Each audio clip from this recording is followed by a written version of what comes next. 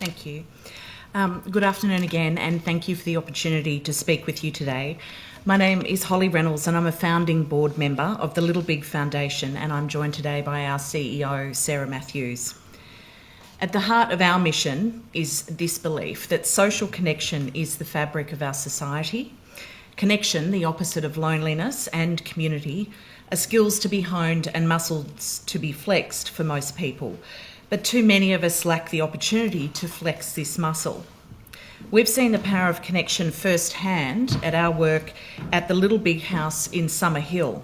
It's a community hub that we opened in 2021, which hosts more than 90 community-led initiatives every month. The interesting thing about this community space is that it is funded by the property developer EG, and that it was launched post-completion. Not a sales strategy, but a true commitment to the social cause of loneliness reduction. This begs the question, why aren't we incentivising the creation and ongoing support of community spaces to reduce loneliness?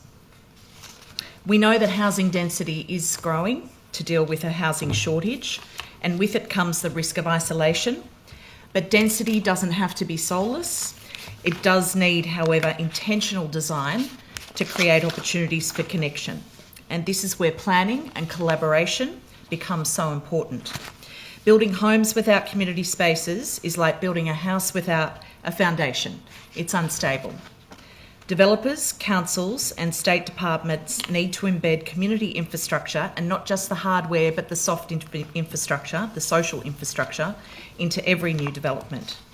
But it's not just about creating these spaces, it's about funding their activation, ensuring they remain vibrant and supporting the people that bring them to life. I'd like to hand over to Sarah. Thank you. Connection doesn't happen by accident. It needs intentionality and it needs support.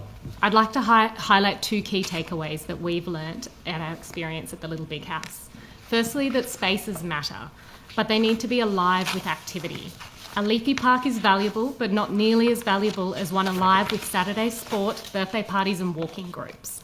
Likewise, a community centre or neighbourhood hub that is a hard to access empty room does nothing to reduce loneliness. And secondly, local people need support to support their community. Individuals who want to host book clubs, craft groups or even beer tasting nights are ready to step up. What's missing is the support to make it easy for them to do so. Traditional community spaces do a great job of servicing structured community groups, but they do little to flush out the good neighbours waiting right next door who want to lead connection opportunities. At Little Big, we rely on our community coordinator role or our link worker, and this is something that needs ongoing funding. In addition to the many strategies suggested today, we urge inquiry to consider strategies that support developers and corporate players to fund community activation post-completion.